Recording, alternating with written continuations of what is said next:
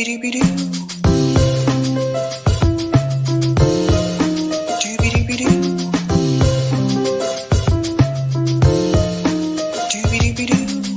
host, sabrinasalvati.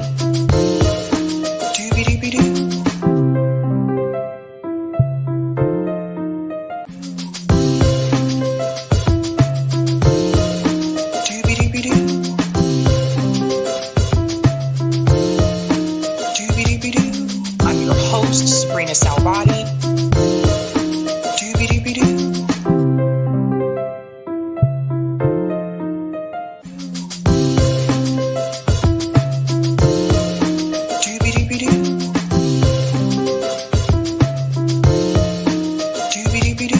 I'm your host, sabrinasalvati. All right. Happy Sunday, guys. Special live stream today. My special guest today is Tara Reade. She is an author, a former Senate aide, the host of The Politics of Survival. She's also a part of Indie News Network, and she is now the producer of the Kim Iverson Show. Welcome, Tara. How are you? I'm good. You know, yeah, how are you? Because we just soccer this morning, the World Cup was pretty off the chain with Argentina taking it in the last minutes. I was watching that. How about you? Did you catch any of that or? I heard some of it. I saw some of the game yesterday, but I've been so busy these past couple of weeks. And to be honest with you, like I still haven't finished my Christmas shopping, to be honest. Yeah, I'm with you. You know what? Your shows have been just amazing. So great content. Oh, thank you so much, Tara. I mean, I really like your shows too. You've had on some really big guests recently. I've noticed that. So I think you're doing like a great job. And recently you were on Tucker Carlson's show to talk about what happened between you and Joe Biden. And I do want to start with this clip here for those who have not seen, because I know like some of my viewers can't stand Tucker Carlson, so they may not have even seen this. But I want to play this clip here from Tara Reade on Tucker Carlson's show. Let's go ahead and get started with this. My career was over. That was it. Like I had said no, it was an awful thing, and this was the end. And I remember that realization kind of like, it's almost like you feel like an elevator drops. It was like that. So it took me a minute to like gather myself, but it didn't occur to me like to call the police or do anything because, you know, it was back then and that's what. Well, you're right in the middle of it. You work for the guy. Right. And also it's so shocking that, I mean, I'm sure it must have taken you a while to metabolize that actually happened. It did. And then I kept rationalizing it that, you know, did I do something wrong? Like immediately my mind was racing. What did I do? What did I do to cause this? And, you know, and luckily I had my mom and she was really strong and she was furious with me because I did all the things you're not supposed to do. I put all my clothes, I don't know why I did this, but I put them all in a garbage bag and threw them away, including my shoes. And I took a shower. You were wearing? Yeah, everything when I went home. Well, that's not weird. I think that's understandable. I just was so like disgusted, angry, whatever. I called in sick. And then, you know, my mom was screaming at me actually on the phone to call the police. And I said, they're there to protect the senators. They're not there to protect us. That's true. And had your mom worked in politics? How'd you know that? No, I said that. Oh, you said that. Oh, yeah, sorry. Yeah, and she said, you need to call the police. And she was like, you know, I was afraid she was going to do it anonymously, and she may have. I don't even know. Like she may have made. Well, she did it anonymously. Yeah, and she threatened to do that. So I don't know if she ever did, and if they ever dug anything up. But she was very adamant that I deal with it. And then I felt like because it's a mom-daughter thing, I just felt, okay, I need to talk to my friend. So I called my friend. Of course. And then, and I did a few days to call my younger brother and didn't tell him the gory detail, but just gave him, he knew like what, it was bad. And he had heard my mom all upset. And then my friend, she knew in real time as it was happening, how it kind of escalated. And, you know, she knew what I did, that going to the police would be hard. So at that point, my mom convinced me to finally file that report.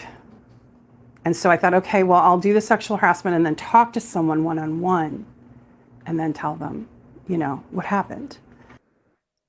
Okay, let's go ahead and pause it there. Tara, let's start from the very beginning when you first became a Senate aide. How did all that transpire, and how did you end up having interaction with Joe Biden in the first place?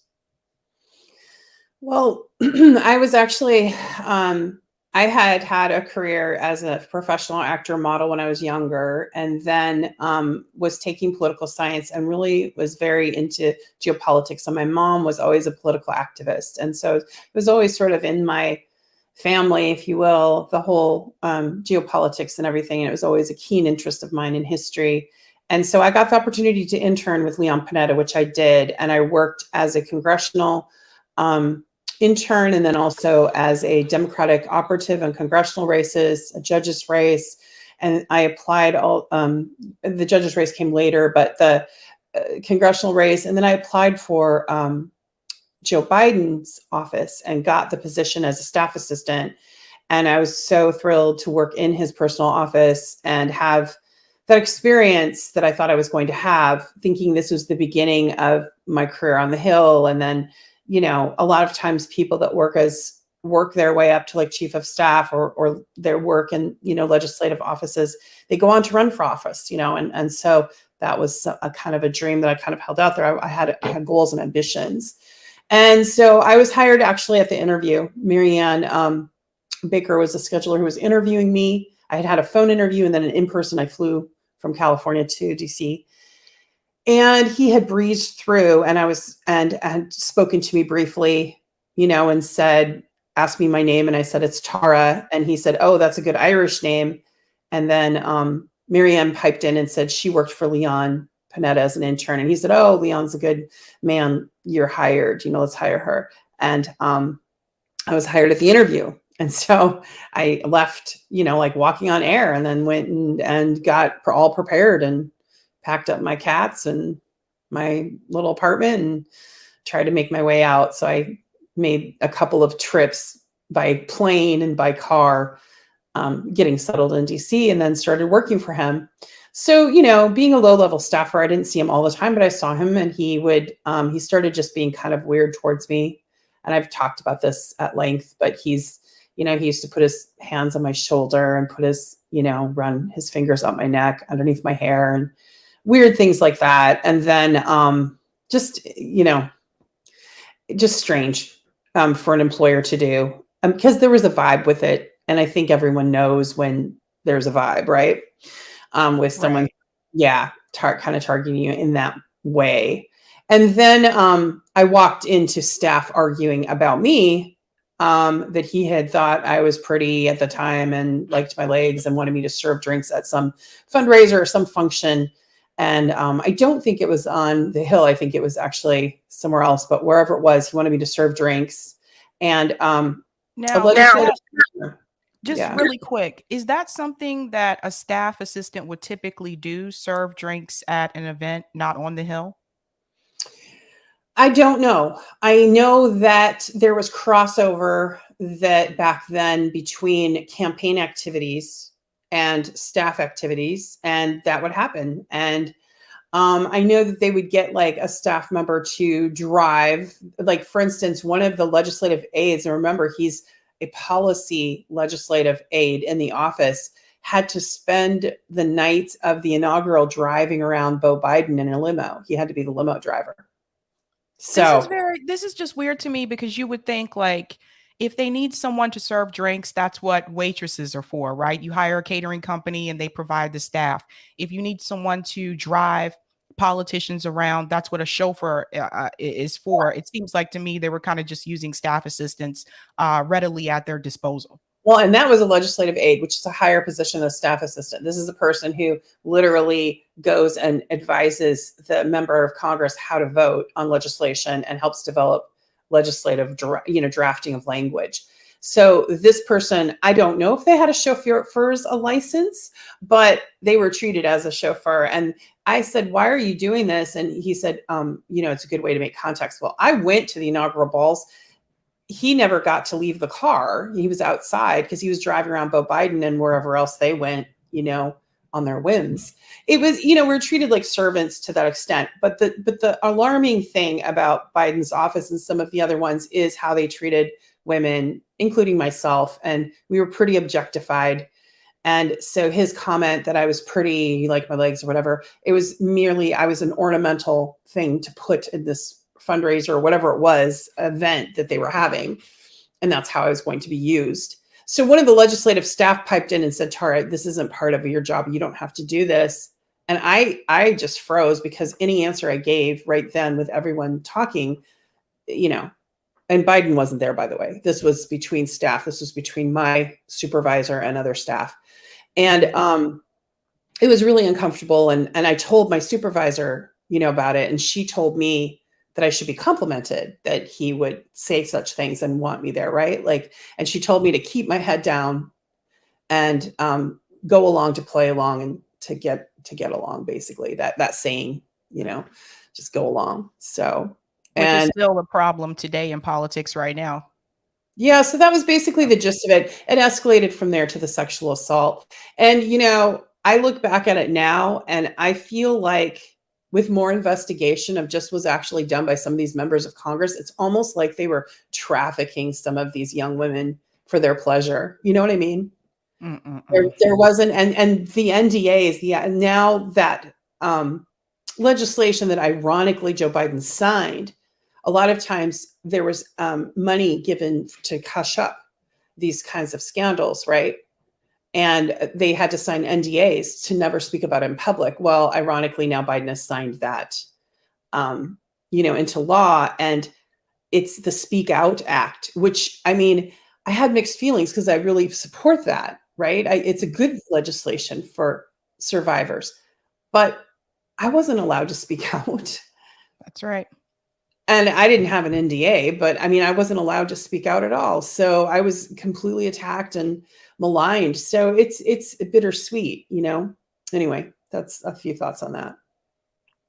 And so it got to this point where I want to get into, I just want to give a warning really quick to people because what you're about to hear could be potentially triggering for some of you, depending on your triggers here. But so then it got to the point where he assaulted you. How did that transpire? Or tell as much as you can comfortably explain to people. Well, I've discussed it pretty much, in the Megyn Kelly interview and then with Tucker, but, I was handing him a gym bag and he sexually assaulted me. And it was, all at once and it was really awful. And, So, and to be honest with you, I just don't feel comfortable going into the details right now. I'm not prepared to do that. I've already talked about it pretty at length and it's in my book, Left Out When the Truth Doesn't Fit In. So you can read it there. And, but what he did was defined by a felony sexual assault and what would be considered that. It was, he penetrated me without my permission with his fingers. So that's, sexual assault. After that happened, did you tell any of the other staffers about what you experienced with him? No. I didn't trust them at that point because already there was the thing about the sexual harassment and I was already being frozen out. That already started. So I didn't trust anyone in that office because it just wasn't the environment. I told my friend who worked in another legislative office, my close friend. And then I told my mother and my brother, and I told, people that were close to me. But and then after I filed the sexual harassment report, which Steph did know about, and they knew something happened. But they probably just didn't know what. Now my friend maintains she thinks that I was almost like put in the position like this has happened before to other people. I don't know. I really can't speculate. I can only speak to the narrow experience that happened to me. And I was asked to go bring him a gym bag and I did, and he wasn't with other staff and he assaulted me. So when I said no, he did stop. But he didn't take responsibility. And then it was clear I was to be silenced. Right. So It's what they when do. I I wanna ask really quick, what year was this, Tara? I started working from in 92 and this culminated in 1993. So, Okay. yeah. The reason why I asked that question is because let's all try to remember what else took place around that time. Because it's not just Tara Reade. There were other women that have come forward as well. But I also want to remind you guys about Anita Hill. Mhm. And even though I was a kid at that time, I still remember the looks on the men's faces. It was Anita Hill by herself, basically, speaking for herself and trying to fight for her right to be heard, because she had accused Clarence Thomas. For those who are not aware, she had accused Clarence Thomas of sexual harassment. At that point in time, Clarence Thomas was not the Supreme Court justice, but he was up for that pick. And so Anita Hill came forward. And you know who was on that committee, on that panel of all the men staring down at Anita Hill and pointing their fingers at her? It was Joe Biden. And I'll never forget that. And I still remember, even as a kid, I still remember the way that they spoke to Anita Hill. And I just remember thinking to myself, this woman is all alone. There's nobody there to back her up. So you had one Black woman facing a panel of white men who were pointing fingers at her just so they could defend Clarence Thomas so he could still be appointed Supreme Court justice. I have to give context there because I want people to understand what the climate was like back then compared to how it is now. There was no Me Too movement during that time. So for people like Tara to even come forward to tell her story, like, that was not something that was easy to do at that point in time. But sorry, go ahead, Tara. I just wanted to explain that to people. No, yeah. I mean, it's important. I actually spoke with Anita Hill. She called me uh, during 2020, during the summer, and she was very kind. And she kind of warned me because I didn't know what I was going to face. And I am actually, she talked about me in her book that she just released. I don't really understand her interactions with Joe Biden. I don't know if she ended up supporting him, but I know she did support me and she supported me in her book as well. And so she understood. But one of the things that was really startling about that time that you brought up was what Joe Biden said, which is the very opposite of the whole Me Too movement, about how they were going to, just look into every single part of Anita's background, and was shaking his face. He was just really gross towards her. It was pretty bad. When I was filing the sexual harassment report, I filed it to the Senate after the assault, very soon after. And one of the press secretary assistants who worked for Lieberman said to me, Tara, we will fucking destroy you if you file this.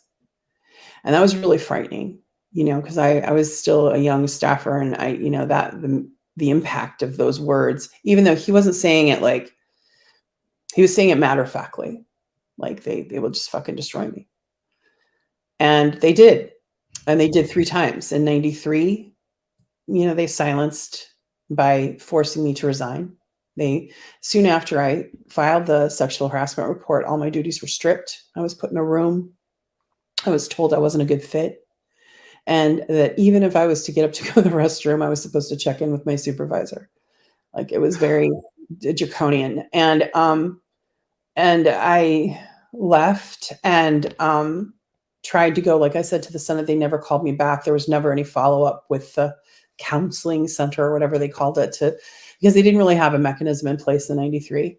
And I was blocked. I tried getting jobs with other offices, and I was blocked from getting any jobs on the Hill. My career was done. So I ended up working finally for a state senator in California and did a judge's race, but I really never could go beyond anything because it put this pall over me, and I was just bad-mouthed. In fact, when I got the job with the state senator, they called me in and they said, hey, you didn't get a great reference from your supervisor. And I called Ted Kaufman. I called Dennis Toner, and I got Dennis Toner on the phone, and I said, excuse me, What are you going to, do you want me to go into details about what happened? Because I haven't been public, but you are not going to, I have a, because I just had a baby. You are not going to stop me from working and getting employment. And then he called back to that office and gave a different reference. So then the state senator's office called me back and laughed and said, we've hired you because anybody that can get Joe Biden's office to call us back within 10 minutes and reverse their position can work for us. And I was like, huh. So they were trying to block me after, and they did effectively. And since I was never able to really get forward after that. So I wanted to come forward for a long time. And then when I saw Lucy Flores getting torn apart in 2019, and my daughter was an adult at that time. Now, Joe Biden wasn't the candidate fully yet. Like, he was talking about running, but he wasn't, like, it wasn't for sure. But seeing her get destroyed and the other 6 women along with her, I decided to step up. And I thought I had the Me Too movement, and I thought I would have Time's Up. And I didn't even know that Time's Up was already on Joe Biden's payroll. So. See, you guys hear this? This is why these are things that you really need to know and understand. The Me Too movement was very revealing for me during your story. All of a sudden, actress Alyssa Milano, she was all about, Me Too and we need to protect women and women deserve to be heard, until your story came up. Then all of a sudden it was, no, we don't need to necessarily believe this woman.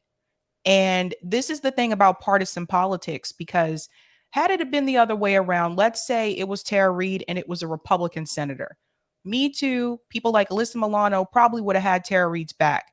But because it was a Democrat politician, it was someone from Alyssa Milano's party, they couldn't have that. And this is the danger about the duopoly in this country as well. The amount of women that I saw publicly run cover for Joe Biden, it was appalling to me.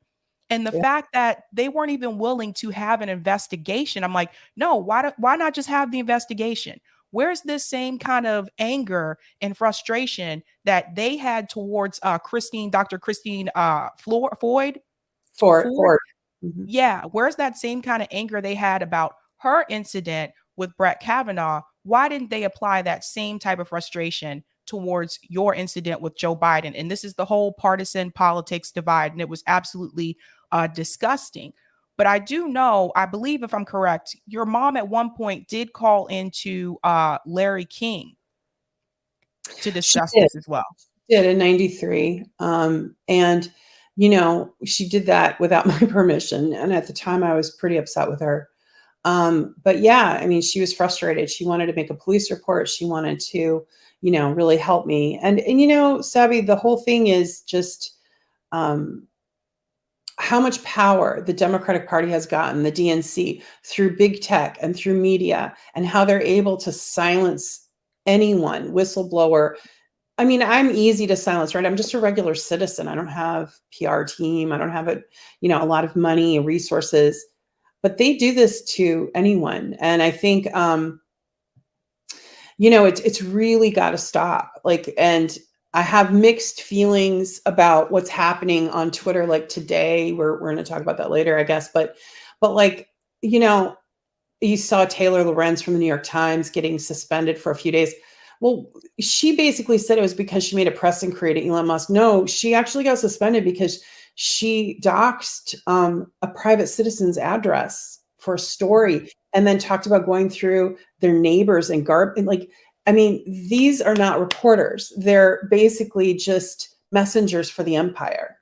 And so that's who went after me. So you had Time's Up, which I thought was the safe place to go to for help, because they were supposed to help women. This is part of the Me Too movement, galvanizing Time's Up. This organization, Time's Up Legal Defense Fund, is supposed to help women stand up to powerful men that have been sexually harassed or sexually assaulted.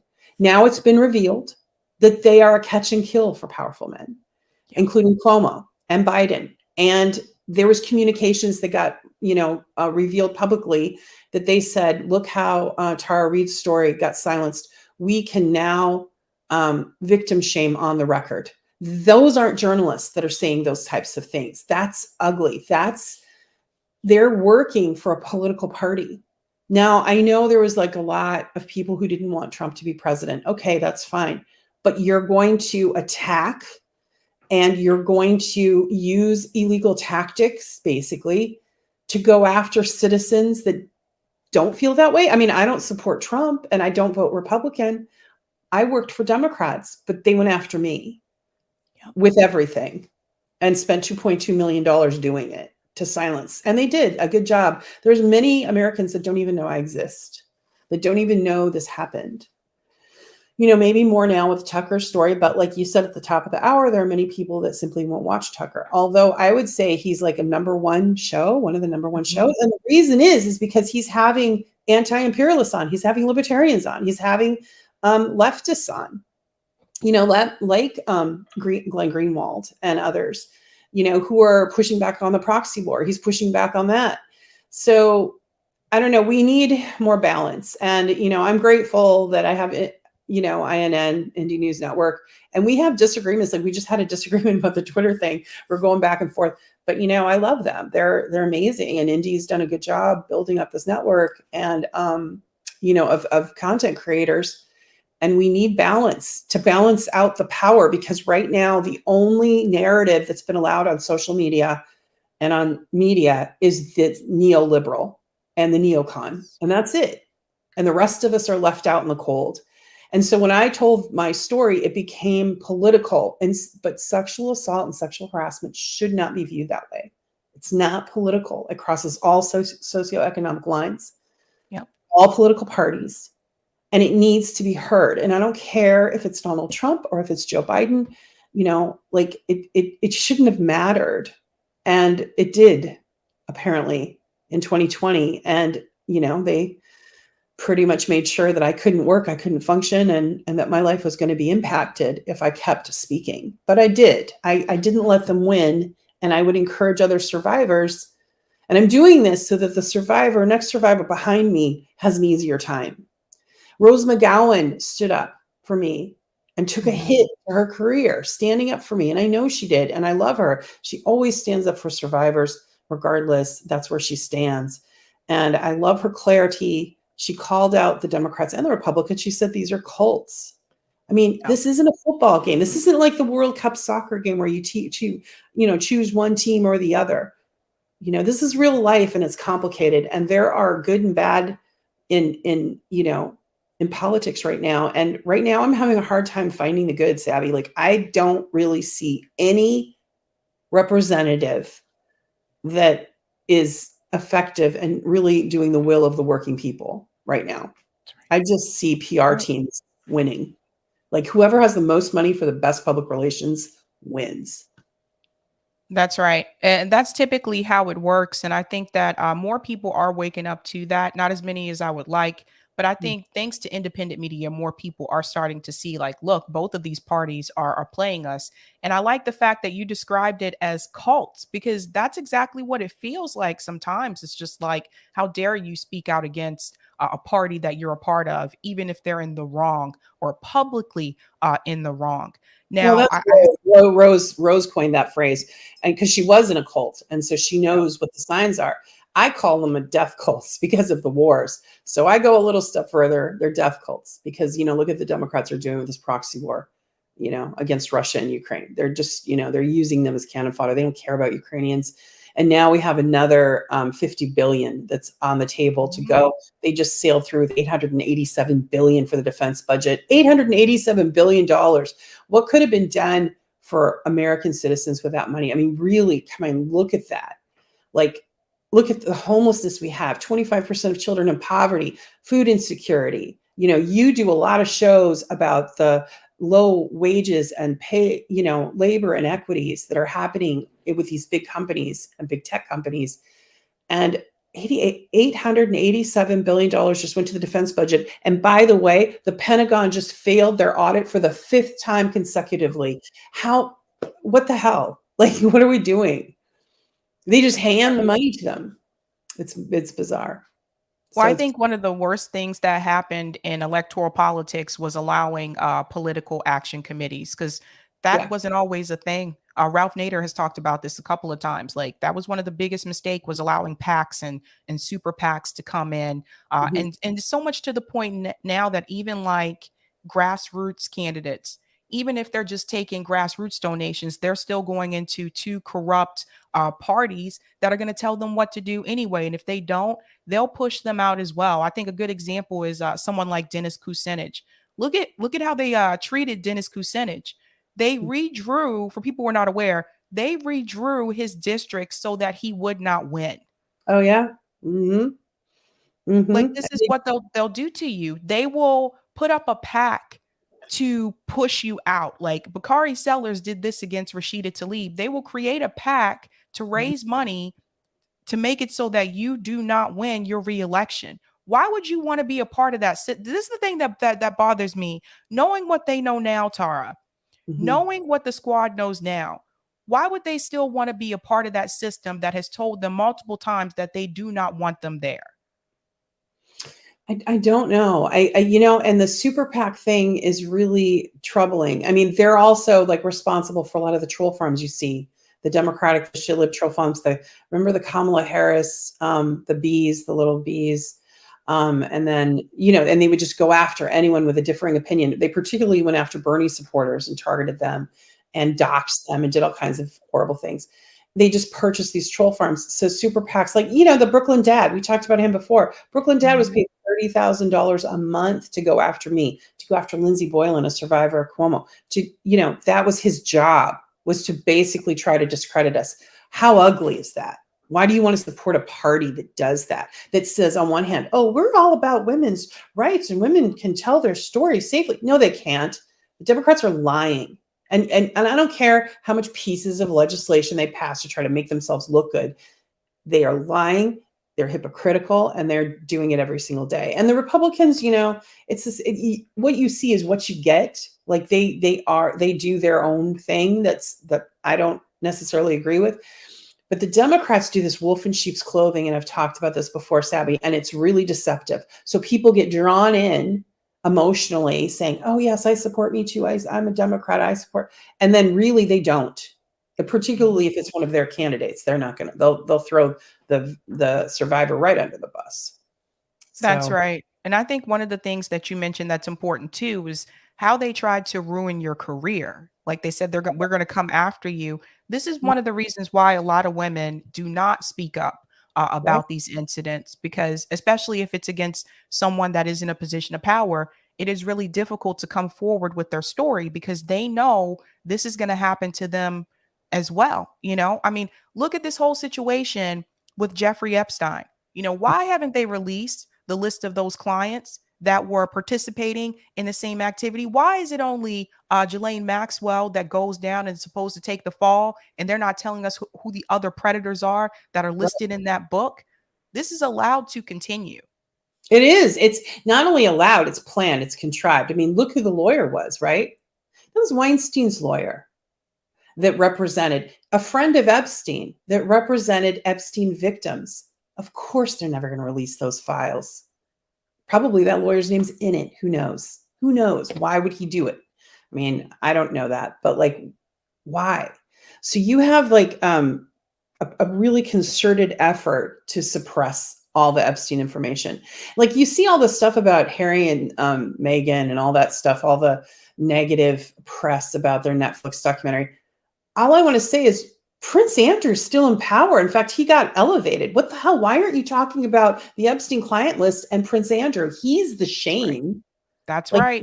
That's the shameful one. But I think we're just still locked in a lot of institutionalized misogynistic discussions, in our world and in our country. And there's this, unfortunately, cover for powerful men still in play. So that Epstein client list, I wonder if it will ever come out, or maybe it'll be in a few years. I don't know. Yeah, it might be interesting. And don't be surprised. And this is the thing. If that does happen, like people don't be surprised who's on that list. Yeah. Don't be surprised. This is why, don't be surprised if you see politicians on that list. If you see celebrities on that list, this is why you shouldn't hero worship people either. Right. People are flawed and people have, difficulties, but that's a good thing you brought up, because we tend to, like with AOC in particular, she became more of a celebrity than an actual working politician. And the image, the cult of personality, right, became more important than what she was actually doing. So if you criticize her in any way, you get just piled on, right? On social media or whatever. But it's okay to critique politicians. It needs to be done, or we're never going to move forward. The whole thing is they're supposed to be representing people and not just elite corporate interests. I think the biggest thing that's happened right now that does have some more people waking up is what they did to the railroad workers. I did see AOC did tweet that she was holding a rally with some of the activists there, and the responses in that thread are not good. Like, I don't think I found one positive response, because most people were like, you should have done this before you decided to take away their right to go on strike. And it's true. It's just like, I think people are starting to see, like, this has just been a grift. It's Like, been that's just how I look at it. Political theater. She like the immigration thing. Has she been down to the border once during Biden's administration? She was crying at the fence when Trump was there. It's worse now. Why isn't she down? Why isn't she talking about immigration or what's going on now? Well, there's still children being separated from their parents. There's still, vulnerable people being affected by this. And there's not, it's theater. It's political theater. She picks and chooses. It's like she's talked about how awful sexual assault is and being a survivor. But yet I approached her before I went public. And I've approached her several times through other people, trying to have just a dialogue with her, tell her my story. That's it. Whether she believes it or not, okay, but hear me out. Silence. She won't engage, because she wants access to power. That's it. It's all, they're not a squad. They're a fraud squad. I like that phrase. That was something I was going to mention to you too. At the time, I knew you had reached out to AOC. Did you reach out to Bernie Sanders, or you did? Yeah, 3 times. What did Bernie Sanders say? Nothing? Silence. And then it just got revealed. Bree publicly just said on the Hill, she said that she was directed not to tweet about my case, not to talk about my case. Silence. Yeah, for those who don't know, Brianna Joy Gray mentioned this recently on Rising, that she was told, when she was Bernie Sanders' press secretary at the time, that she was told she was not to talk about the Tara Reade case. Right. Yeah. To me, they are complicit with rape, because I told them. I was a staffer for a U.S. congressman and a U.S. senator, and I went to them for help. And they closed the door. They didn't even listen to me. And this is before I went public. So people need to understand that. This is before I was, in 2019. And that tells you everything you need to know about their moral compass and about who they are. This is exactly why I tell people that, like, they're not who you, if they really cared that much about believing women, they would have said something about Tara Reade's case, something about that situation. Remember, she reached out to Bernie Sanders and AOC. It's not like they weren't supposed to be in cahoots with Joe Biden. Bernie Sanders at the time was running against Joe Biden. So why is Bernie Sanders trying to run cover for Joe Biden? You guys see this? You see this? And then to have the audacity to even mention, oh, I'm thinking about running for president again in 2024. For what? What is the point? And I asked you this question too. Are you running in 2024? He said he's seriously considering it if Joe Biden doesn't run.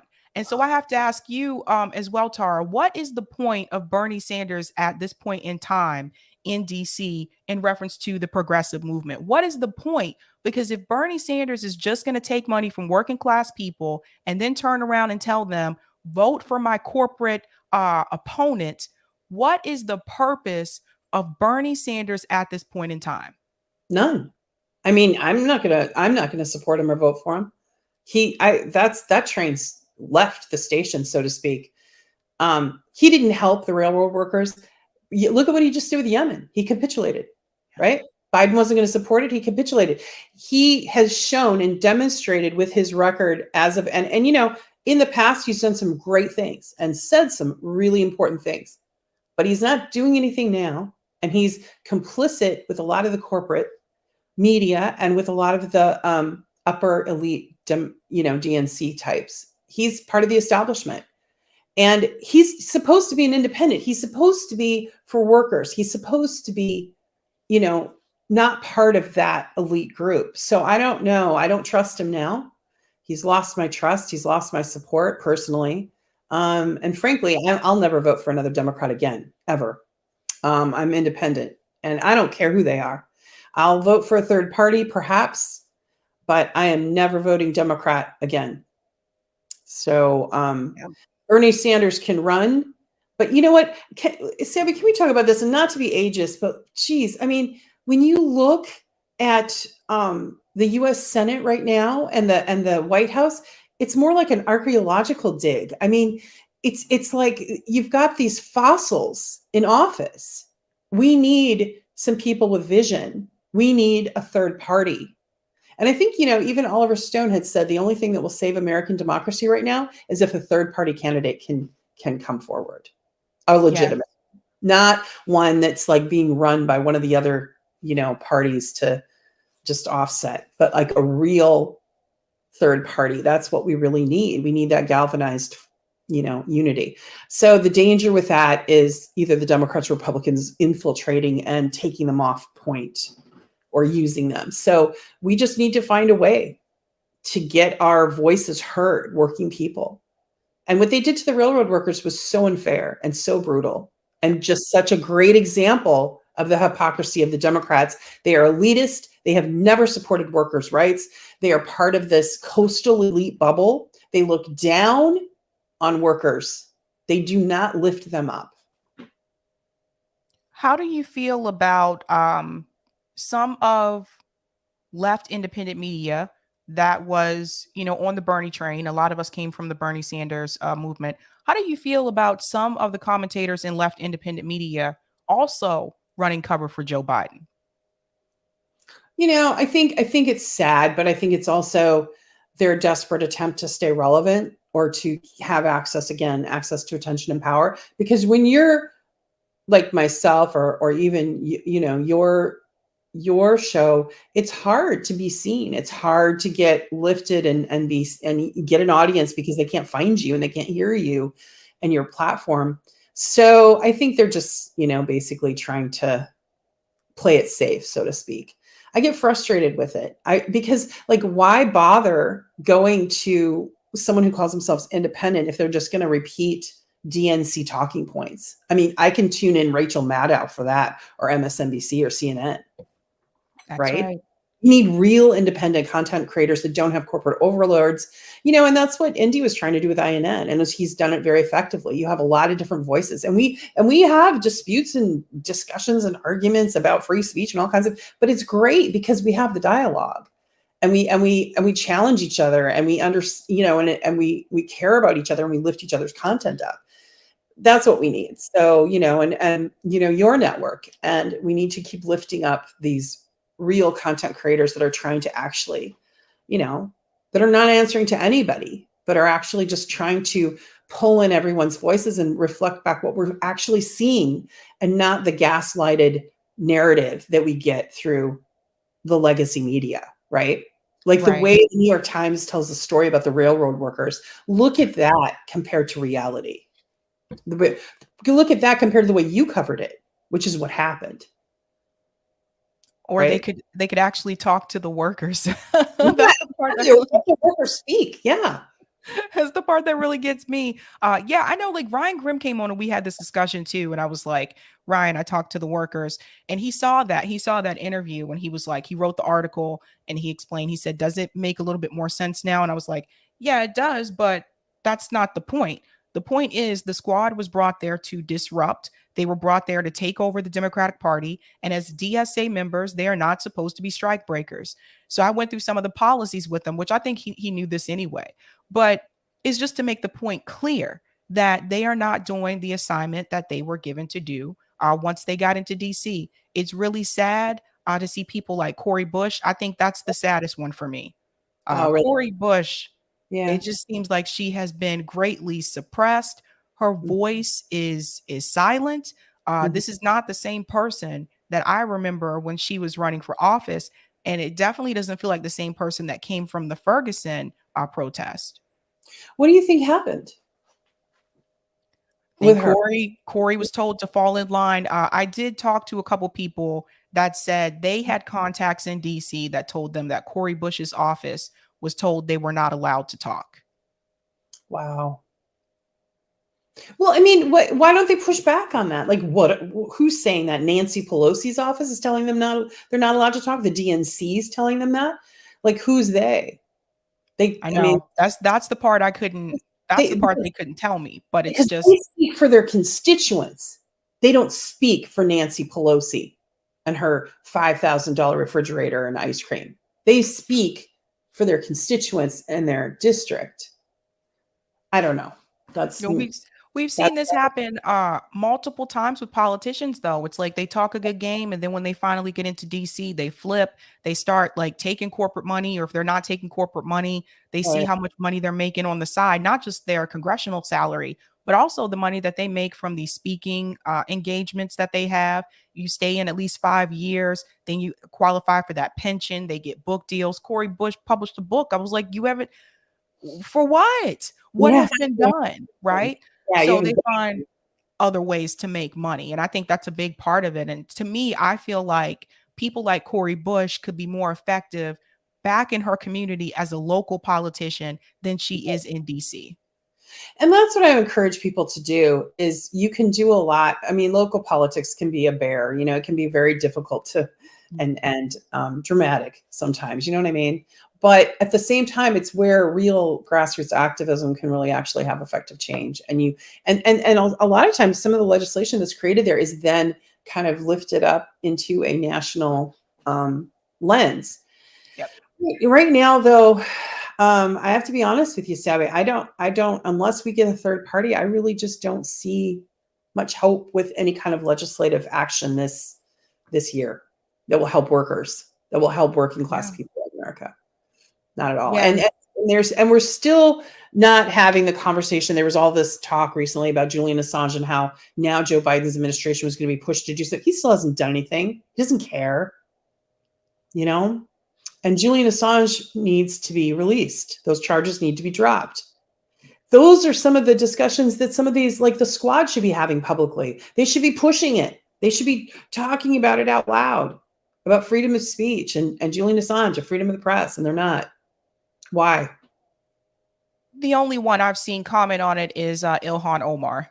She's the only one I've seen actually mention it. She actually publicly supported me. She's the only one, but it was pretty tepid. And then she kind of backtracked. But she still hasn't spoken to me. Like I would speak to her. And that's the thing. They don't want to talk to me directly because once they do, then they have to ask the question back to Joe Biden, right?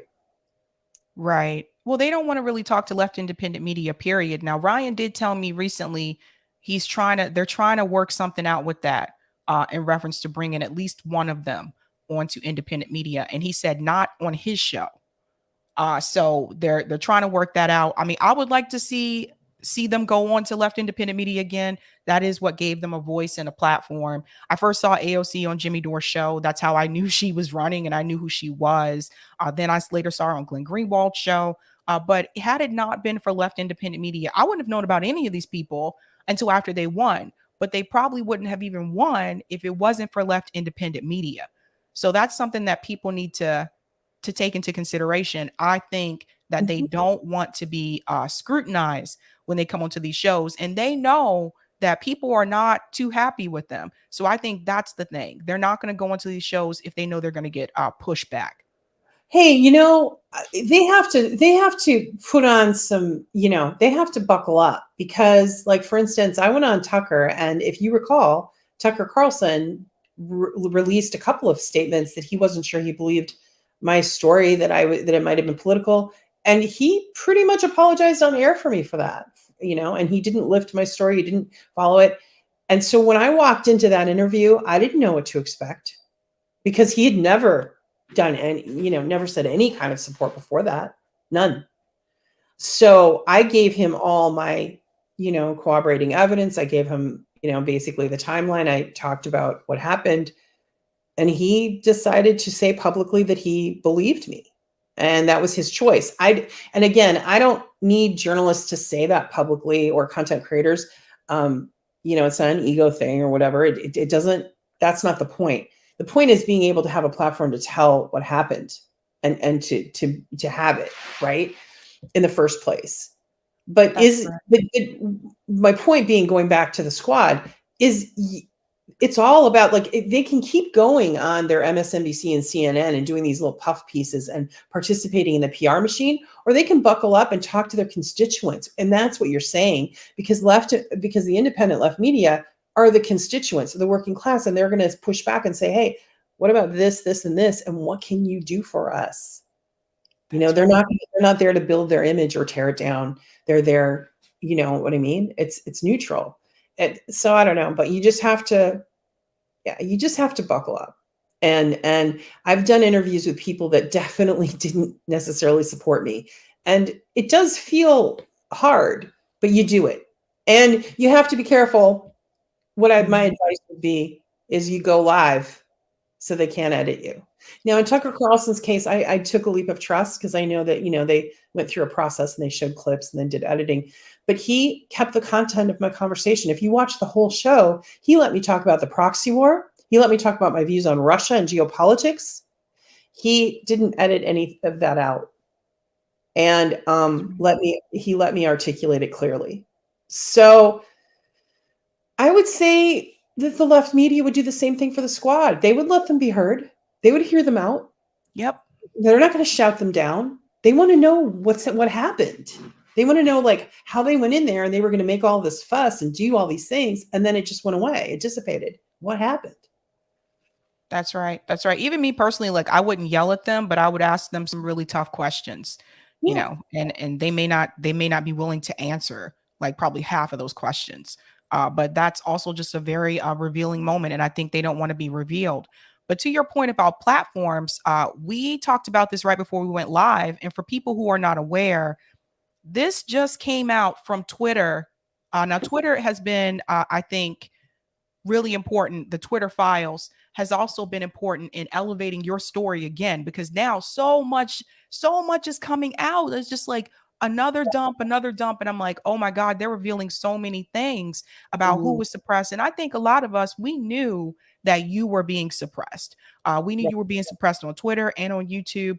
But Twitter also just made this announcement. You guys have got to see this. We recognize that many of our users are active on other social media platforms. However, we will no longer allow free promotion of certain social media platforms on Twitter. Now, what are the platforms? Specifically, we will remove accounts created solely for the purpose of promoting other social platforms and content that contains links or usernames for the following platforms: Facebook, Instagram, Mastodon, Truth Social, Tribal, Nostr, and Post. They don't mention YouTube, probably because YouTube is not considered a competitor to Twitter, but Mastodon is, Facebook is, Instagram, like those ones. People are not happy about this. And one thing I want to add too, I would be very cautious. They don't mention it here, but if you have Linktree in your Twitter bio, I would remove that too. I do. And you know what? They did mention it. I have the saved tweet, but they said it's kind of underneath. And they said, I'm trying to find it. It got lost here in the messages, but basically it says all those things. It's in one of the Twitter things, and then as well as Linktree. But it's like, to be honest with you, Sally, I just don't understand how they're going to enforce this. And I don't understand it. They're going to lose like 80% of the users of Twitter because we all have Linktree, right? I mean, those of us do. Yeah, so I'm not going to take mine down until I guess I'm told to, because I don't really understand. Linktree is just an efficient way to put those links all your information in one place so people can just click on it and go, okay, this is where we find you. And Twitter's on there too. So why it's promoting them? I don't understand what the logic is around this new rule. And I'm wondering if it's even going to last. But I'll tell you one thing I got into an argument with this morning with some other content creators. It's about, so let's go back a minute. I wanted to say this. My story is bubbling up because the DOJ took my social media, took Twitter under sealed search warrants. And then an attorney contacted me and then I had to deal with that. So what is being looked at now is, okay, not only was I suppressed, but they were like taking my stuff under warrants. What were the emails about that? What were they doing? Just because I came forward about Joe Biden, because I hadn't committed a crime. I hadn't made any threats. There was no reason at all to pull my social media. I'm not a threat to the United States or to Joe Biden. I simply told what happened to me, right? I didn't make any, you know what I mean? There was nothing illegal on my part. And I say this completely transparency. Anybody can look through all of my tweets. They're all still up. I rarely delete a tweet unless I misspell something, which I do. But otherwise, they're all there. There's nothing that would have prompted the DOJ to come at me, except that I did come forward about Joe Biden. Yep. So that's why it's bubbling up with the Twitter files. But then the next thing that happened recently was Taylor Lorenz is a New York Times reporter, and she got suspended. Yes. Along with some other legacy media journalists. And my stance on this is she doxed people, bullied them, including sexual human trafficking victim, put their lives at risk. There's emails of her that got posted, DMs of what she was doing. She was literally directing people to go to neighbors, directing them to dox people. And she was really a bad actor. So she was doing criminal behavior. She got suspended for her past doxing, not just about Elon, but about some other people who are speaking out, by the way. And she, I think, is only suspended for 7 days. So all of this attention, the shit libs are just like going crazy because they've been controlling the narrative and suddenly they've lost control. So I don't think this is a freedom of speech issue. The New York Times did the same thing to me, and Rose McGowan called them out publicly and lifted up the questions that they wanted me to answer for a hit piece. And basically there were things that were just awful. I won't go into all of it and bore your audience with it. But bottom line, it was basically going to be a hit piece. Rose exposed what they were trying to do, but they like went door to door to neighbors. They called my high school boyfriend. They called my former drama teacher from high school, but not with the purpose of doing anything, to lift me or whatever, or try to say who I was. It was purposely to try to find dirt, to try to do a hit piece. So to me, Sabby, these aren't journalists.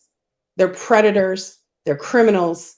But they've got the cover of journalism because they're working for a legacy media, but they're doing it nefariously. They're working for the empire. Not only are they working for the empire, they're working for a political party.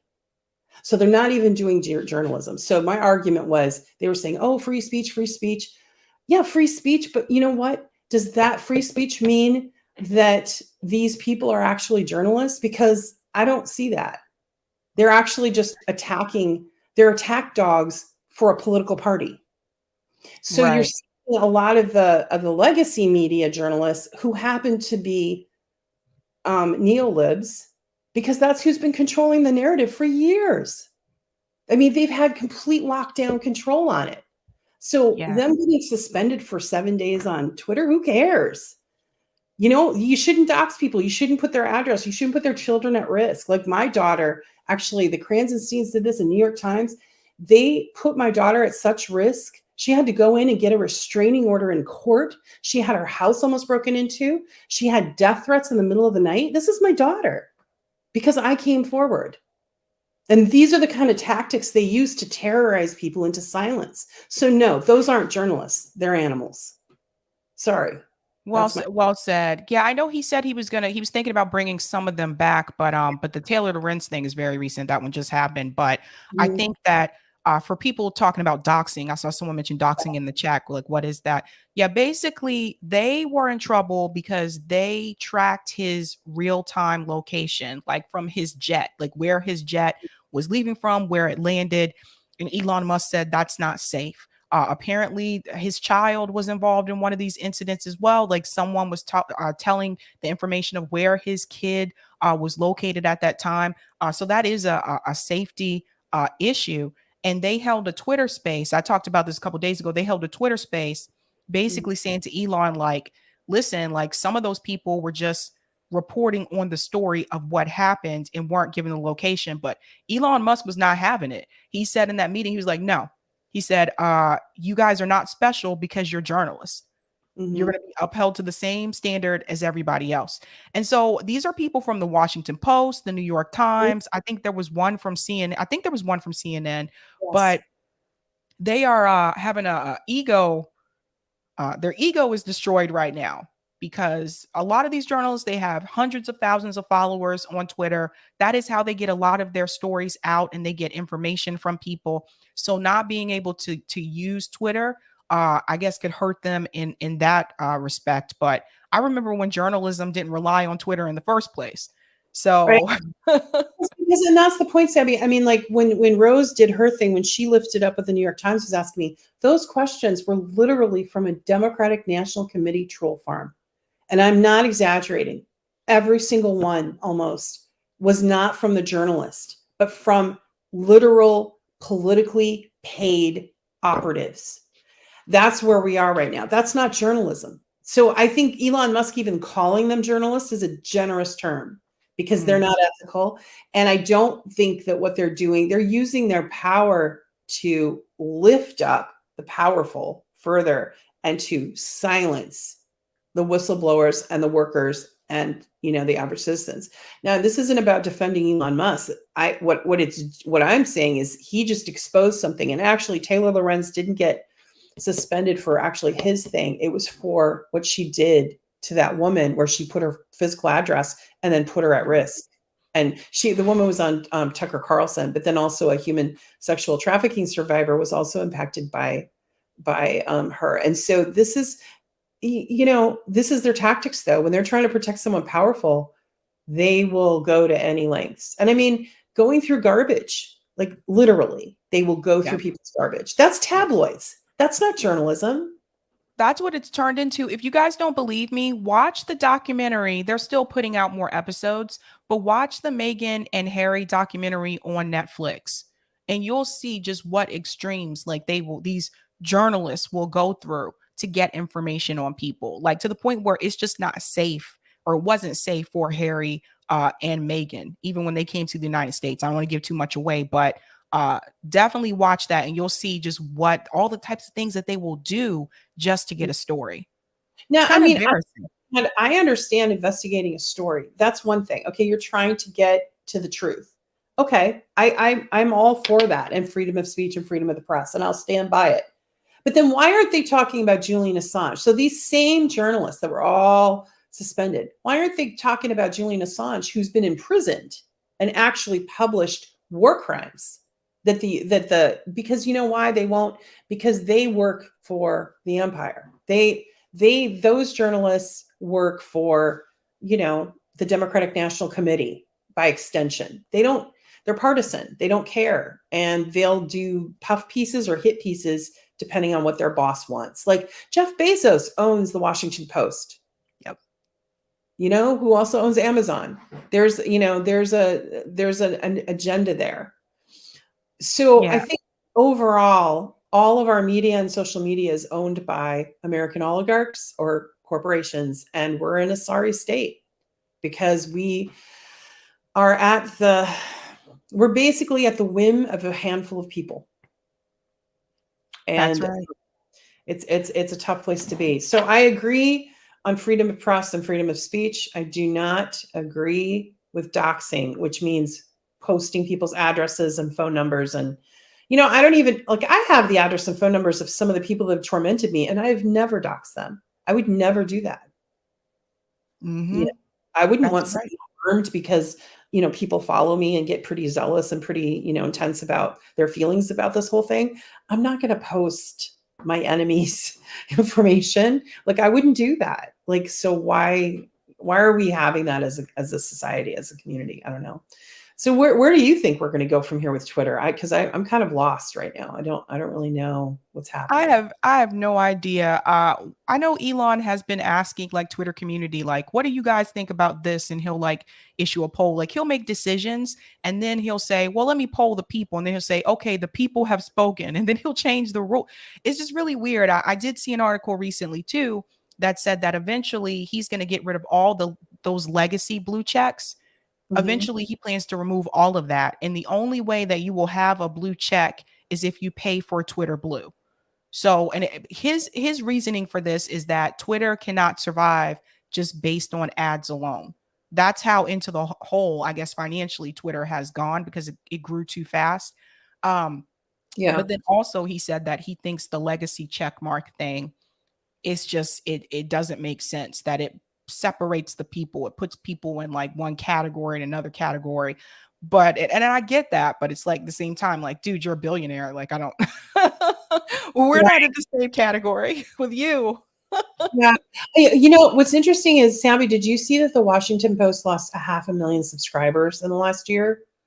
That And doesn't surprise me. yeah, and they apparently are going to have more layoffs. So I'm wondering if we're seeing like an advent of maybe a shift. Maybe this is all positive. Like, we're all change is kind of painful, but maybe, like the advent of, if you notice, like your show, RBN Network, INN Network, it's all getting a lot of attention now because we're showing we're having different conversations. We're not going mainstream. So I think people are looking away from mainstream. And if you notice, Tucker Carlson's show has shot up to #1. And there's a reason for that, because he made that startling monologue. I don't know if you saw it, about the Kennedy assassination. Yep, I saw that. And then Robert F. Kennedy Jr. tweeted out about his uncle and said, that is the bravest newscast in 60 years. That was a very profound thing to say.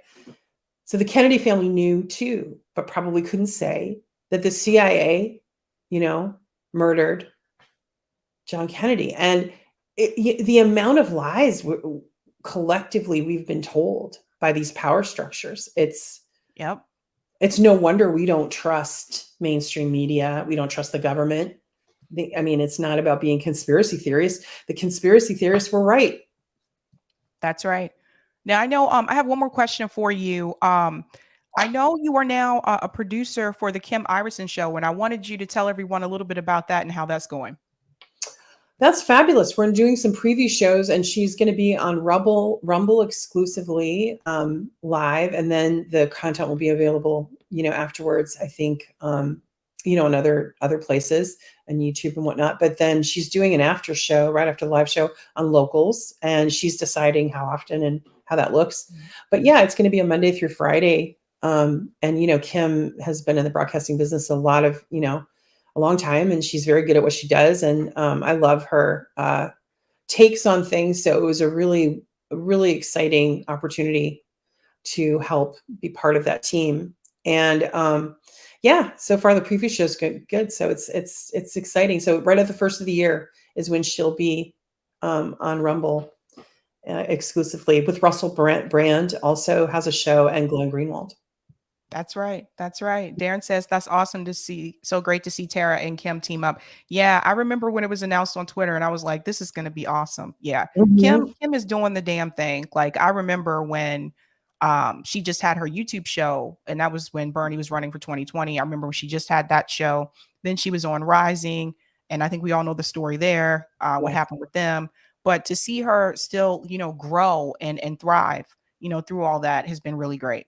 It's fantastic. She has a lot of integrity, and, she was on top of the whole COVID thing, long before anybody else was having that discussion. And, even now we have to be careful what we say on YouTube. But she was really groundbreaking on that. And I think gained a lot of viewers because she was consistent and clear and really well-researched when she gave her presentation. So I feel really lucky to be, teaming up with her and Johnny. And Johnny came from the Convo Catch, and he's working as a producer as well, and on a lot of the tech stuff. And yeah, it's going to be really fun, and 5 days a week. So it's going to be, it is what it is. Yeah, it's going to be, yeah. Awesome. All right, Tara, before you go, like, where can people find you on socials? Good question, because I'm going to have to take down my link tree, right? Perhaps. You can find me at Reade Alexandra on Twitter. And then for my podcast, it's tarareadepodcast.com. So really easy, tarareadepodcast.com. So awesome. Awesome. Tara, thank you so much for coming on, and good luck with everything, and keep fighting the good fight. You too, Sabby. It was really nice to be on with you. Take care. Bye. Bye.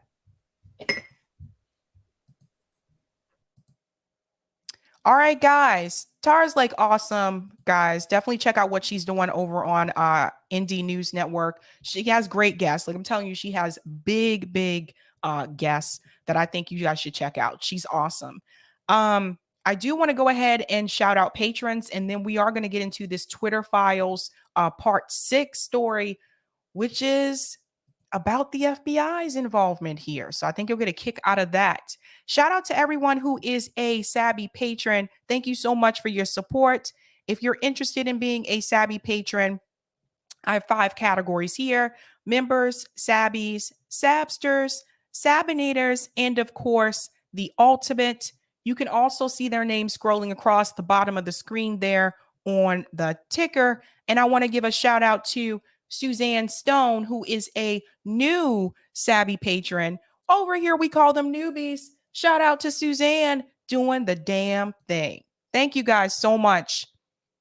Okay, let's get into this story here. Part 6 of the Twitter file release.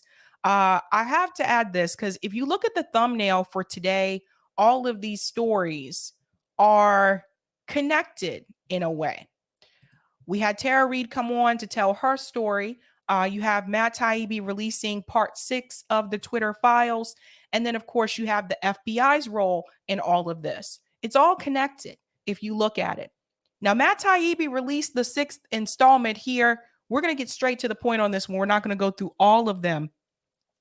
Matt Taibbi, thread, the Twitter files, part 6, Twitter, the FBI subsidiary. Dun, dun, dun. Let's get into it. So I want to go ahead and get started with number 4. Between January 2020 and November 2022, there were over 150 emails between the FBI and the former Twitter Trust and Safety Chief, Yoel Roth. So we have discussed him multiple times when we have gone over these Twitter documents here. Some are mundane, like San Francisco agent Elvis Chan wishing Roth a happy new year, along with a reminder to attend our quarterly call next week. Others are requests for informations into Twitter users related to active investigations. So that's important to note there as well. Also, by the way, if you're subscribed to Matt Taibbi's Substack, you can also see this as an article, but I think you have to be a paid member to see that. So let's go on. But a surprisingly high number of requests by the FBI for Twitter to take action on misinformation. So we can see that there. I have to be careful what I say here on YouTube. Even involving joke tweaks from low follower accounts. See, that's one that's really questionable. Why would they even try to look at these low follower accounts? Give me a break. The FBI social media focused task force, known as FTIF, created in the wake of the 2016 election, swelled to 80 agents and corresponded with Twitter to identify alleged foreign influence and election tampering of all kinds. Federal intelligence and law enforcement reached into Twitter, including the Department of Homeland Security, which partnered with security contractors and think tanks to pressure Twitter to moderate content. So this is similar to what we heard from Mark Zuckerberg in reference to Facebook, that they did the same thing there. The FBI also told them, you need to suppress certain stories. So it's happening across platforms. It's not just Twitter, just to make that point clear. He goes on to say, it's no secret the government analyzes bulk data for all sorts of purposes, everything from tracking terror suspects to making economic forecasts. The Twitter files show something new. Agencies like the FBI and DHS regularly sending social media content to Twitter through multiple entry points, pre-flagged for moderation. See how this works? What stands out is the sheer quantity of reports from the government. Some are aggregated from public hotlines. And he has this piece here. Now, this is from the FBI chapter in El Paso. Election day protocol for FBI headquarters is to stand up against National Election Command Post, which provides a centralized location for accessing election-related threats. Status reports and complaints are tracked. And it says, have a tip. That's how you can contact them. See this? Protect your voice, protect your vote. I didn't even know this was happening. Not this piece right here. An unanswered question. Do agencies like the FBI and DHS do in-house flagging work themselves or farm it out? You have to prove to me that inside the government, you can do any kind of massive data or AI search. Now, that's coming from one former intelligence officer there. Goes on to say, hello, Twitter contacts. The massive canine quality of the FBI's relationship to Twitter comes through in this November 2022 email in which FBI San Francisco is notifying you it wants action on 4 accounts. And what were those accounts? Joe Nathan 1 Wade, at from MA, Mad and Pissed Off, and Malt Thomas. You guys see this? This was an actual email. So he has that piece there. By the way, I forgot to mention to you, they actually did respond. The FBI did respond to these Twitter files, and I have a video clip I'm going to show you of that as well.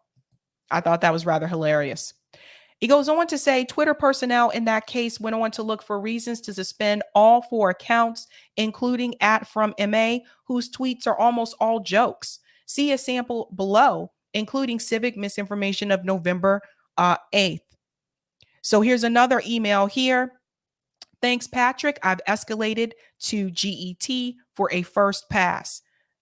FBI folks, I've reviewed this already from the TD perspective and suspended 3 of the accounts for multi-account abuse and ban evasion violations. Here comes in Rodrigo. Could you please review at from MA for possible civic misinformation or direct to the appropriate part of GET for their review? So you guys see what's happening here?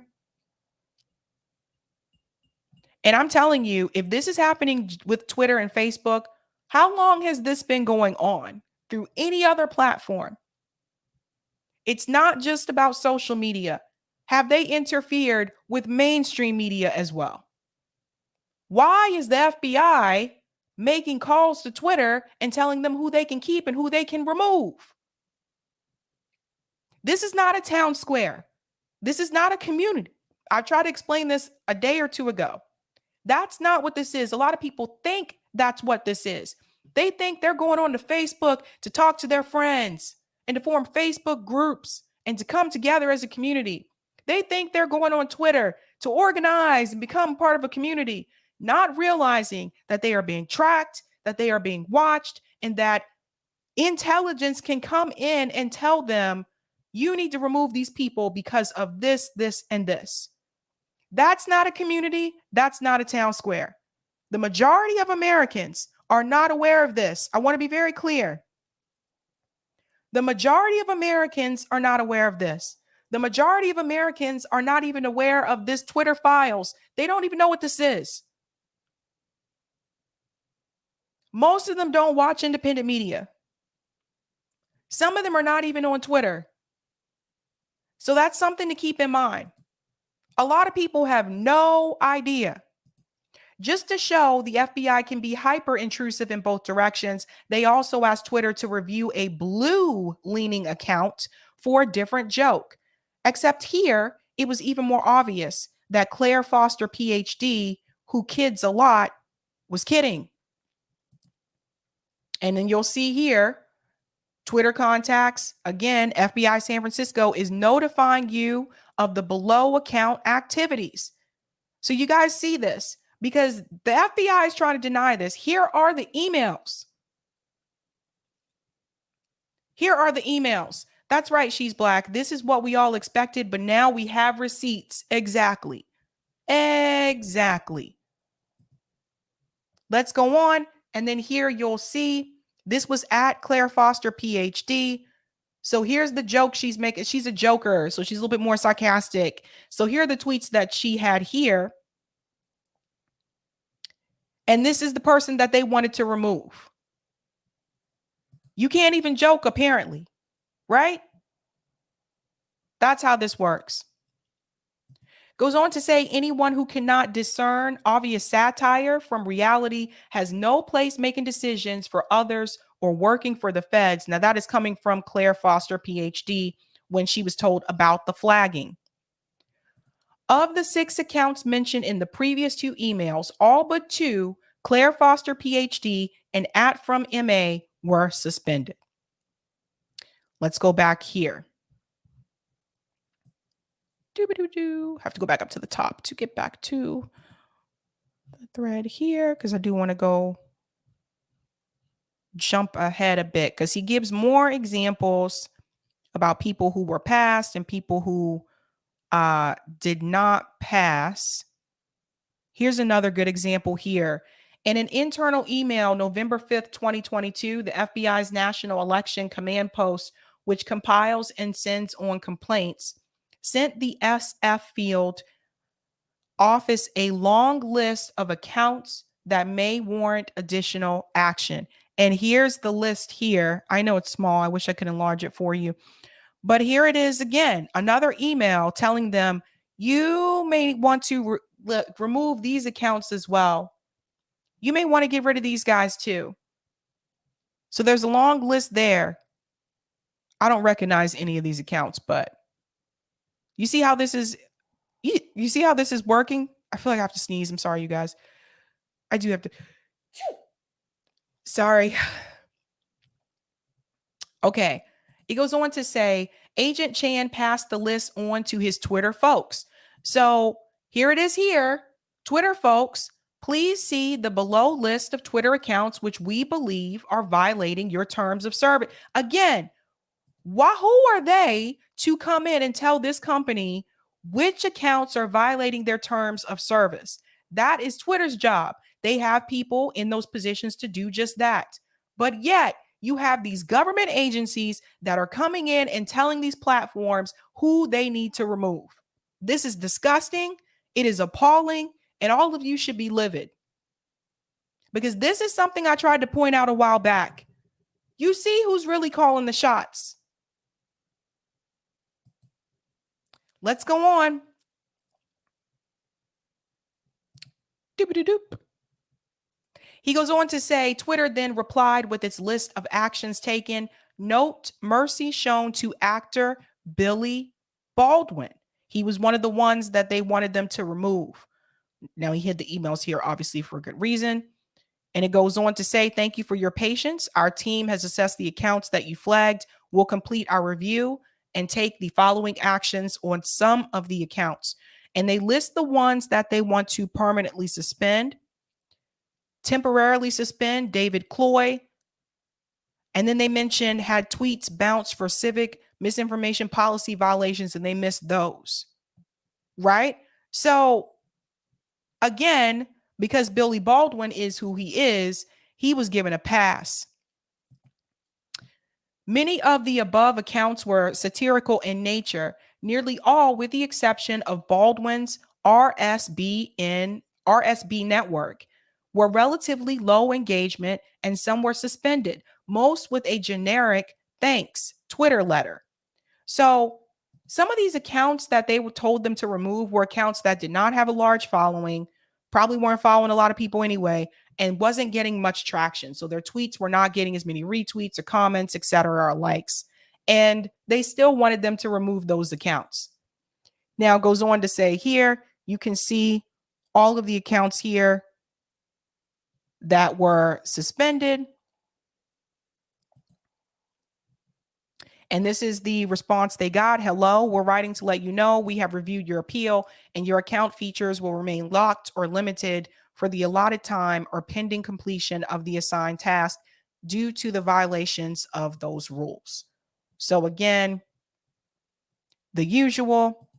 When told of FBI flagging, @Lexi Tola replied, my thoughts initially include, seems like prima facie, 1A violation. 2, holy cow, me, an account with the reach of an amoeba.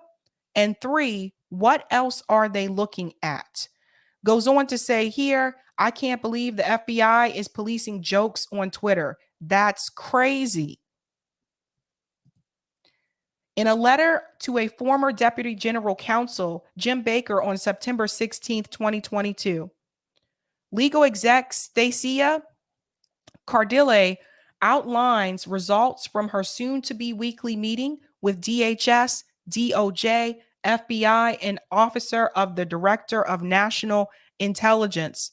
So here's a copy of that email here. The font is too small for you to see. And honestly, it's too small for me to read. Like, it's very small. But that is an example of that email there. So you know that that does exist. The Twitter exec writes she explicitly asked if there were impediments to sharing of classified information with industry. The answer, FBI was adamant, no impediments to sharing exist. This passage underscores the unique one big happy family vibe between Twitter and the FBI. With what other firm would the FBI agree to no impediments to classified information? And then it goes on here at the bottom of that letter. She lists a series of escalations apparently raised at the meeting, which were already handled. And then that's in that article there. About one, she writes, flagged a specific tweet on Illinois' use of modems to transmit results in possible violation of the civic integrity policy, except they do use that tech in limited circumstances. It goes on to say here, another internal letter from January 2021 shows Twitter execs processing an FBI list of possible violative content tweets. And you can see this here. You have been added as a participant. Again, this is coming from Unified Escalations. You can track your ticket here. So again, here too, most tweets contain the same "get out there and vote Wednesday" trope and had low engagement. This is what the FBI spends its time on. So you can see this. Another one, there's Cuomo. There you go. So that's very, very, it's ridiculous. It's ridiculous.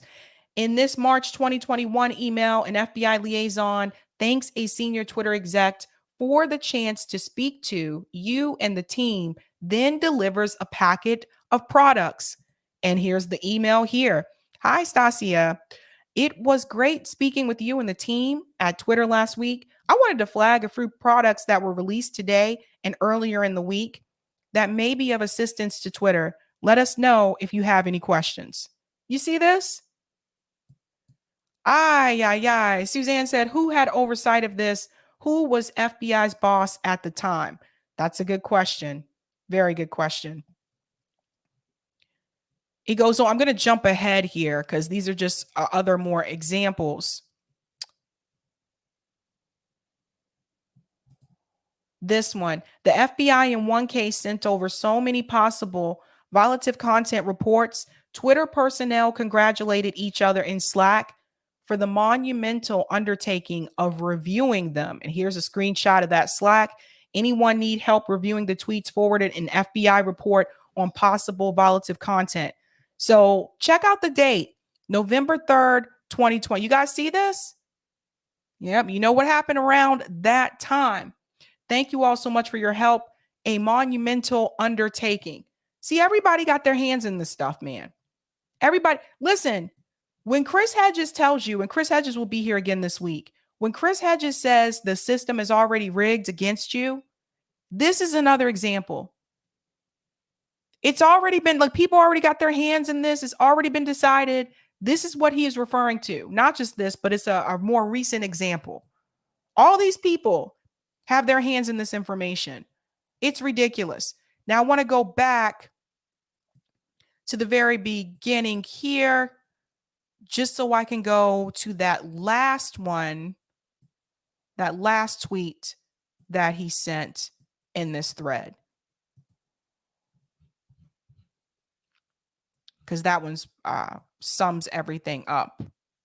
And then we'll get to that video clip as well.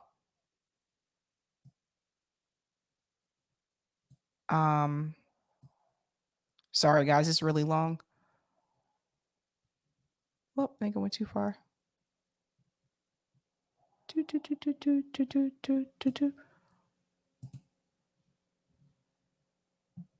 Okay. We're going all the way down here. Like I said, there's more, but there's a lot to be said. But this piece right here, the takeaway, what most people think of as the deep state is really a tangled collaboration of state agencies, private contractors, and sometimes state-funded NGOs. The lines become so blurred as to be meaningless. Twitter file researchers are moving into a variety of new areas now. So watch for Barry Weiss, Schellenberger, in this space for more soon. So basically, long story short, we had a feeling this was happening. We just did not have any proof. We didn't have hardcore evidence. Now we do. And I'm curious if Facebook is going to do something like this as well. Thank you for the super chat, DC. David Brock's Correct the Record super PAC paid trolls to spam pro-Sanders Facebook groups with CP in 2016 to get them shut down before the California primary. That's right. I reported on that as well. That is very true. Thank you for the super sticker, Cryosynth. Bill says the way the liberals and Me Too treated Tara was the beginning of the end of Me Too. For independents, it was a mask-off moment that showed them it was more about politics than truth. 100%. JB said if Tara accused Trump, the MSM would have welcomed her with open arms. It is partisan. Facts. Roger Meadows, Sab, Milano, and others were so desperate to find something on Bernie in regards to sexism or assault that they made it up. Yet, with Joe, see no evil, speak no evil, hear no evil. Lame partisan organization. 100% there, Roger Meadows. Now, the FBI did decide to respond.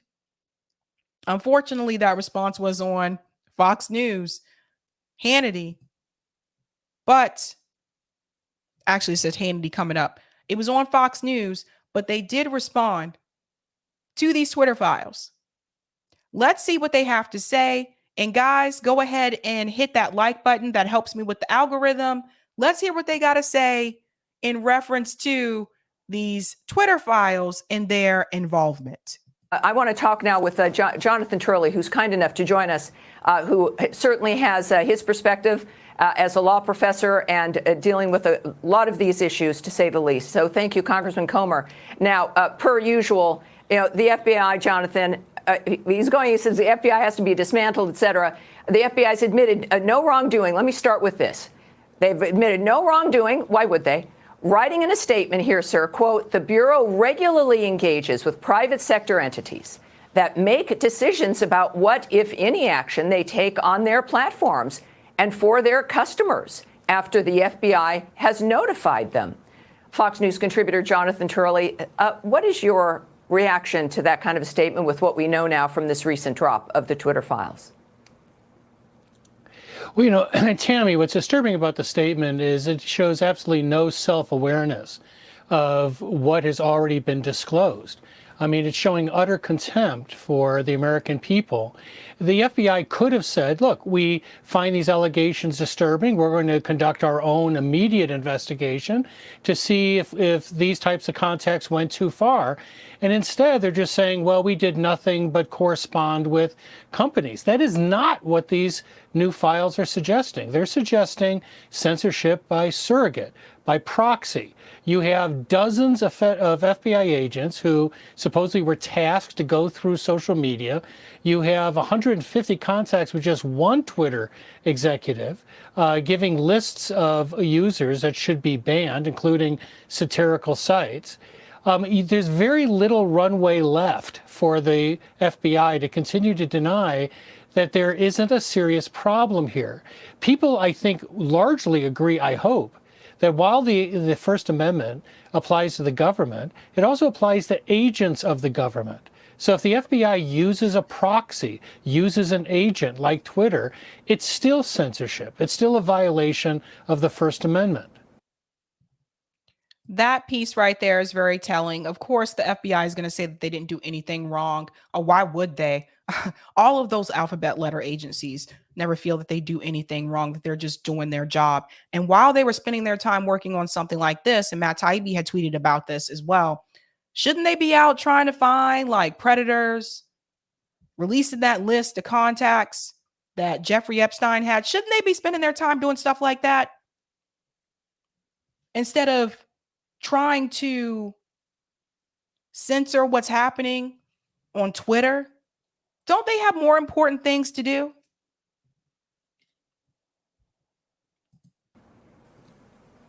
You know, what's interesting here, too, and I think that Americans are frustrated because with the FBI, they seem, whether it was, you know, the Russia dossier hoax, you know, their interference, some argue in the 2016 and 20 elections, is that nothing ever seems to happen. Are we missing something that Congress can do other than have reality television, you know, committees, you know, every day? Is there something that can be done immediately, especially with your remarks about their statement, which effectively confirms that they seem to be fine, they knew about it, they weren't outraged or shocked? What are the options here? Well, obviously, it's going to take some time to build the type of case for substantive change. I don't think most people are talking about dismantling the FBI. I think what the representative was probably talking about was dismantling these troublesome components of the FBI, if there is a censorship program going on. And we do need to look at that, but a case has to be made. These files are not just an indictment of the FBI, they're an indictment of Congress. Congress has shown a steadfast refusal to dig into the censorship allegations. Many of us have been writing about this for years. The Democratic members have refused to pursue this. And in fact, Democratic members have pushed social media companies to expand censorship. Well, let's just remember that the Republicans have now taken over the House, and that will start come January. So let's see if they keep up this same push when Republicans have control of the House to dig into the censorship claims, because it is a problem. I mean, it's just, I told you, even on this platform, there's certain things I can't say, or I have to be careful how I say it, you know, and people put time and preparation into their shows, and you take all this time and prepare for your show, and then just to have them remove it and give you some whack ass generic excuse. It's just that it's ridiculous. It's a problem. It's not just YouTube, it's Facebook, it's Twitter, it's all of these platforms censoring people, shadow banning certain people. I told you guys a while back that I knew Tara Reade was being suppressed on Twitter. I knew she was being suppressed on YouTube. And I think I'm going to do this maybe sometimes this week. I did a analysis before about YouTube on this show. I think I'm going to do another one either this week or next week, maybe next week. I don't know. I got to get my cards in a row about how they are suppressing left independent media. Because I've done some of the research and I want to actually show you what it looks like so you can see how the suppression actually takes place. But yeah, I mean, this is a problem. This is a problem. You know, in the very hearing where Jack Dorsey apologized for the Hunter Biden laptop debacle, the immediate reaction of Democratic senators were to tell him, don't backslide on us. We want more censorship. Well, now we have not just censorship, we have blacklisting, we have these shadow bans. All of that is now open to the public. And so in some ways, Musk has forced people to choose sides. And I think that some of the anger that you see in the media borders on self-loathing. I mean, they're having now to embrace not just being censorship apologists, but blacklisting and shadow banning and also lying, because that's what we've seen for the last 3 years. That's a lot to take. Yeah, y'all lied too, though. Y'all lied too. You guys lied too. Like, come on, let's just be real. Like I said, let's see if they keep up that same energy in January when Republicans have control of the House. But I do just want to say this, and I want to end on this note. I am live today, obviously. I usually don't go live on the weekend, but I knew Tara Reade was coming on. Tomorrow, I am not going to go live because I went live today. So I'm going to spend some time with the fam and all that fun stuff. Stay tuned. I do have some pretty cool things that are coming up this way. Chris Hedges will be here later on this week.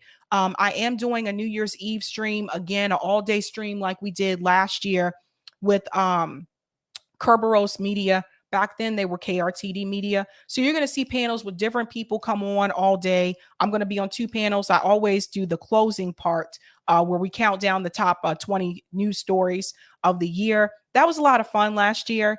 So I'll be doing that again this year. So that should be fun for those of you who are not going out for New Year's Eve. It's expensive to go out. I've done it a couple of years. After a while, it kind of gets, I don't know. It's the same thing every time. It kind of gets a little old. So I'll be keeping it celebrating here per se, but join me if you want to. If you're new, go ahead and subscribe. If you're not subscribed, don't forget to hit that like button, guys. And welcome if you are new. The Oracle at Delphi. What we are witnessing is a battle between factions of the elites for control of the narrative. 100%. And follow me on Substack. That's how you guys know when I'm going live. YouTube notifications are not the best way. Sometimes they notify people, sometimes they don't. Sometimes people get the notification 30 minutes after I'm already live. So follow my Substack, and that's why you'll know like when I'm going live, especially when I have these special live streams like today. So definitely check that out. And then other than that, guys, I think I am going to head out. Yes, I did forget one thing. I'll announce it again this week. I am working on a piece about gentrification in the Boston area. I am specifically looking for people who have grown up in Roxbury, Dorchester, Jamaica Plain, Mattapan, and South Boston, any of those neighborhoods. If that is you or you know someone who would like to participate, please reach out to me at this email address here. Pitch a story. You can email me at pitch2sabby@gmail.com. I've been working on that for a bit, but I really need to get stories from people who have actually experienced the change in those neighborhoods. So if that is you, let me know, email me, and I can move from there. This is going to be an article. It's not going to be a live stream. And if you want to remain anonymous, you can do that as well. But I'm just trying to get feedback here from those particular neighborhoods. Let me know, especially South Boston, because I lived in South Boston after gentrification had already taken place. So I'd like to hear from you. Email me, let me know so I can get that article up and going. And I want to make this more of a regular thing. I'm going to start locally first here with Boston. And then I want to move on to other cities. So let me do the article about Boston first, because this is the place I am. This is what I know. And then I want to move on to cities like if you live in the Los Angeles area, those who live in New York and Brooklyn. I know Brooklyn went through gentrification as well. I'll move on to other parts, but I want to start locally first, and then we can go from there. So yeah, and if you have other stories for me, please send it to this email address, not the sabrinasalvati at sabbysabs.com, because it gets mixed in with a bunch of other things and sometimes it just gets lost. I have like over 400 emails in that account and it's stuff everywhere. Like I'm not kidding. I'm just like, ah. But yeah, Queer Black Social says do Atlanta. Yeah, I could do that one as well. But I'd like to start with Boston first and get that story out there because I think a lot of people just don't really understand how bad it is here. You hear about it in a lot of the bigger cities, but it's really bad here as well. So yeah, that is that. Follow me on Substack. I did hear the recommendations from you guys about my merch. I do have merch. The link it's in the details tabs of all my screens with all of the other links that I have. You guys reached out. Someone's telling me other ideas for things that I should do. I hear you. I'm going to get on that as well. So I will be making other products as a part of my merch store as well. So stay tuned for that. I'll let you know. But I am heading out, guys. Thank you so much for hanging out with me on the Saturday. And I hope you guys have a good week. Remember, I'm not live tomorrow. I'll be back on Tuesday. So, all right, guys, you know how we do this. Have a good night. Keep up the fight.